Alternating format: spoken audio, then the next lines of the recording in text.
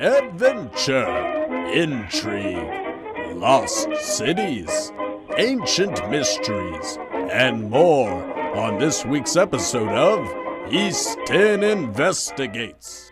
Ladies and gentlemen, welcome to the East10 Outpost. I'm Cody, and I'm going to be your guide today into a mystery that's been making waves for centuries. I'm talking, of course, about the quest for Noah's Ark. See, every few decades or so, it seems like a new academic or explorer makes the claim that they've finally found Noah's Ark and are going to reveal it to the world, but nothing ever comes from it, and the trail inevitably goes cold for the next few years or so. But what if I told you that thousands of years ago, the Babylonians and the Sumerians knew exactly where the Ark was located, and not only that, they left us maps to get there. And new data over the last couple of years reveals a lot of context to that ancient knowledge. So from ancient cuneiform maps to Indiana Jones adventures, this story's got more twists and turns than a Hollywood blockbuster. So let's dive in and take a look in Floods, Forensics, and Fedoras, the quest for Noah's Ark. Now let's rewind the clock a little bit and take a look back at the ancient world, because the Great Flood isn't just a Bible myth. It couldn't be further from that. It's actually found in almost every culture and civilization throughout history. But we're going to set that aside and focus today just specifically on the Mesopotamians, because it's deeply woven into the fabric of their society and at the core of many of their myths. In the story The Atrahasis, the title character and his family, along with a boat full of animals, wait out the Great Flood exactly like in Genesis. In the Epic of Gilgamesh from around 2100 BC, a character named Utnapishtim builds a giant boat to save his family and animals from a god-sent deluge, parking it on top of a mountain called Urartu. If that sounds familiar, it's because it's the Assyrian name for Ararat, exactly where Genesis 8:4 says Noah's Ark landed after a 150-day flood. The Bible specs the ark at 30 cubits long, 50 cubits wide, and 30 cubits high, about 515 feet by 86 feet by 52 feet, essentially a floating fortress. And the Sumerians and the Babylonians, they didn't just spin myths for the fun of it. No, they left us receipts. And now enter the British Museum legendary curator, Irving Finkele. He's basically a cuneiform-crushing wizard and our modern-day equivalent of Merlin. And anything Mesopotamian, he's the guy. In the 1980s, Finkele decoded a 3,700-year-old Babylonian tablet with a step-by-step guide for building a round ark. It described bitumen waterproofing, animal pens, the works. Then in the 90s, Finkele's team tackled the Imago Mundy, a 3,000-year-old clay tablet that's the world's oldest map. Etched in cuneiform, it places Mesopotamia at the center, surrounded by a, quote, bitter river, and points to Urartu as the spot of the, quote, Parsiktu vessel that saved the world. Finkele's discoveries scream that the Bible's flood story is a Mesopotamian remix, and the ancients treated Ararat like a known landmark. And as Finkele so rightly said, the Babylonians saw this as a fact, not a myth. So I think it's something definitely worth considering. The idea of chasing around a mythical ark on a rugged mountaintop has appealed to storytellers and adventurers alike for decades. And if you're thinking to yourself that this would make a really great Indiana Jones story, well, you'd be right. And you may have missed it, but it actually already has. In Indiana Jones and the Genesis Deluge, a 1992 novel by Rob McGregor, Indy hunts clues to a mysterious vessel on Mount Ararat. He eventually finds Noah's Ark under the protection and watchful eye of the locals, as well as a group of mysterious mystics. It's pure pulp adventure, but it shows how Noah's Ark has hooked our collective imagination, from ancient scribes to modern thrill seekers.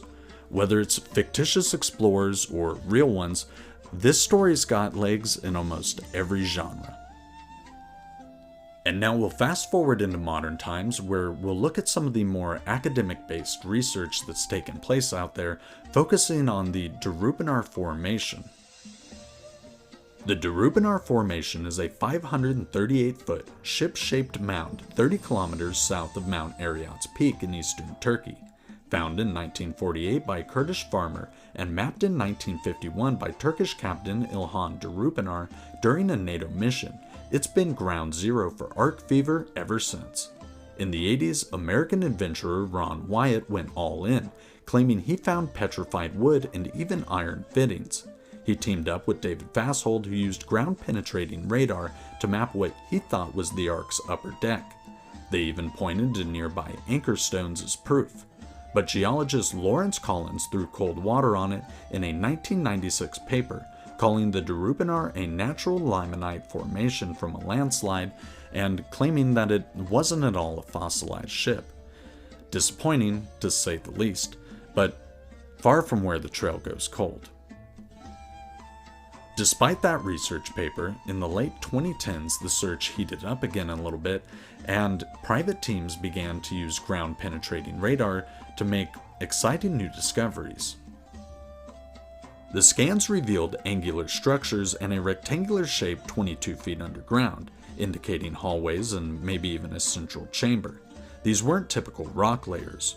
In 2021, the Mount Araraat Noah's Ark research team, a Turkish-American crew from multiple different universities, got really serious when they collected 30 rock and soil samples, finding clay, marine deposits, and seafood remnants like mollusks dated right to the time of the biblical flood.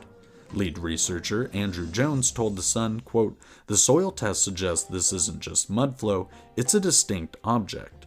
And Professor Farouk Kaya added, quote, "The region was submerged, supporting a catastrophic flood."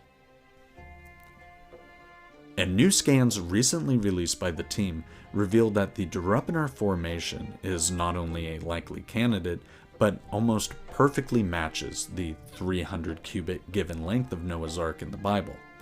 But geologists still seem resistant to accept that this might have been a petrified boat and not natural formation. So you've got to wonder, why the resistance? Is it just being thorough and scientific? Or is the resistance maybe something a little bit more? Perhaps the upheaval of status quo doesn't sound exactly exciting to some professionals. And now in April 2025, the Jerusalem Post is reporting a U.S. team is set to excavate the Durupinar Formation, which will be the first major dig ever performed at the site. They're planning a geophysical survey as well as core drilling to avoid damaging any potential artifacts, with Andrew Jones stressing over preservation, quote, "We'll only dig with a solid plan," end quote.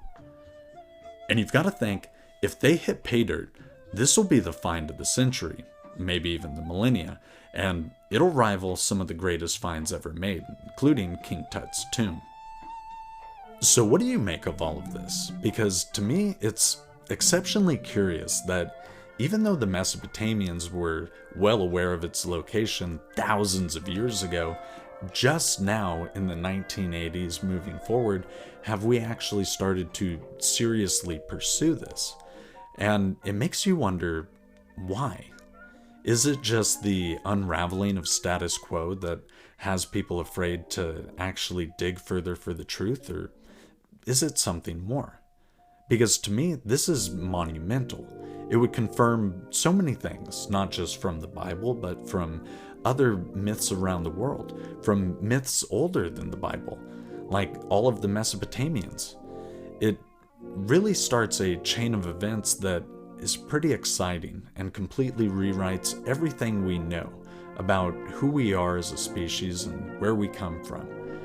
And I've always been a big believer that we can never know where we're going if we don't actually know where we've came from. So I'm hopeful we'll find some answers. If you enjoyed this today, hopefully you'll consider leaving a like and dropping a comment down below and subscribing if you want to see more adventures like this. But in the meantime, stay indomitable in your quest for knowledge. But above all, stay curious, my friends.